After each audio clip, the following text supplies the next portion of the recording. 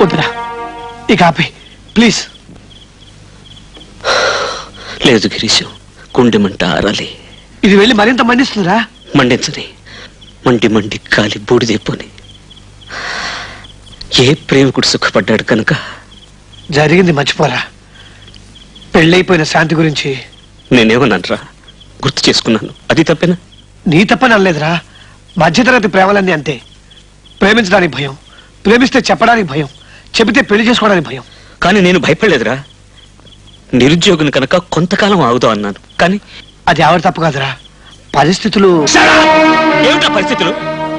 ఒకవేళ తను పెళ్లి చేసుకోవాలనుకుంటే, రే రాజా, నువ్వు చేతగాని వాడివి, గుండావి, దొంగవి, రౌడివి అని నాతో ఒక్క మాట చెప్పొచ్చు కదరా.